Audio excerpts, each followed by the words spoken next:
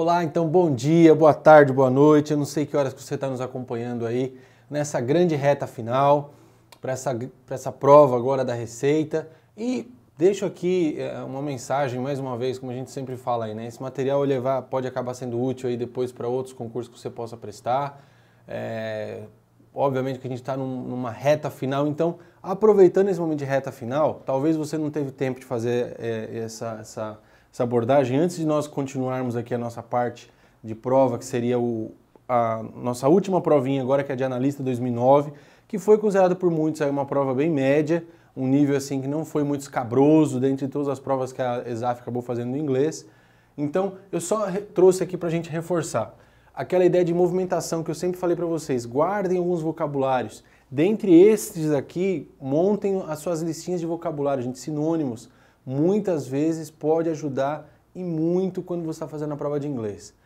Aquilo que eu falei lá no comecinho do nosso curso aqui, da nossa reta final, se você tem um conhecimento pelo menos aí prévio de um vocabulário rico aí de mais de 1000 palavras, você já entra com o pé direito aqui para poder facilitar na hora de fazer essa nossa prova. Então, óbvio, quanto mais vocabulário você puder aumentar, quanto mais novas palavras, principalmente dentro desse contexto econômico aí. Então, recomendo que, felizmente, dando certo para essa prova, você vai dar uma descansada, vai usar inglês depois para poder passear lá em Nova York, em Miami, na Europa. Mas não deu.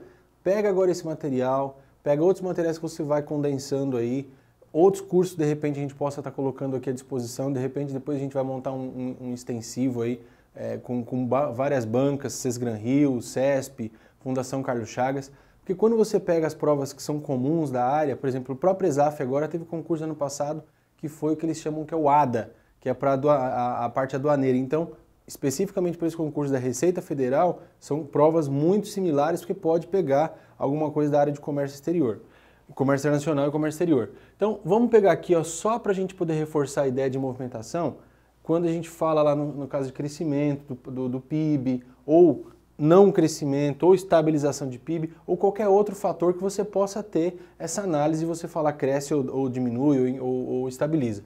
Então, ó, to outstrip, ele quer dizer assim, ultrapassar. Então, se você de repente tiver um limite que você estabeleceu, vamos supor, você colocou que a sua meta de inflação, por exemplo, era 6,5%, como é o caso hoje do nosso país.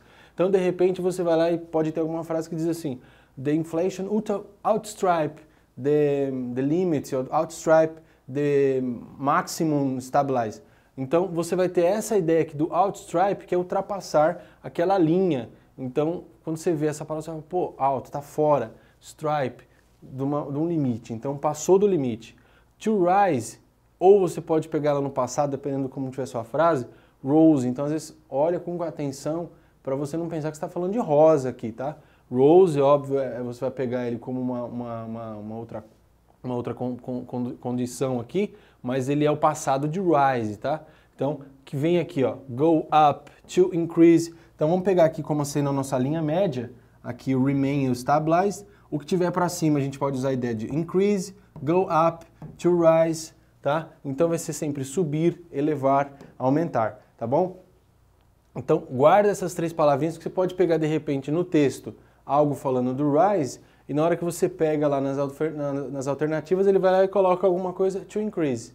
Então, no texto ele vai lá e coloca, sei lá, the GDP rise 3% this year. Aí nas alternativas ele vai lá e coloca assim, o GDP increase 3%. Muitas vezes ele não vai colocar nem valores, porque ele vai colocar alguma coisa... A ESAF tem essa questão. Geralmente quando ela coloca números nas alternativas, em quase 90% dos casos, não é a alternativa correta. Então, ela pode colocar lá no texto que rise 3%, e aqui no texto ela simplesmente pode colocar the GDP increase.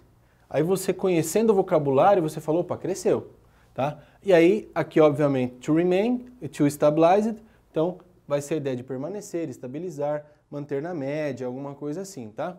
E aí, quando a gente vai falar nas quedas, então, to fall, eu esqueci de colocar aqui, mas o passado aqui de fall, feel, tá? Você pode encontrar lá, não é de feeling, não tem nada a ver com feeling, tá? Melhorar aqui esse E. Você vai ter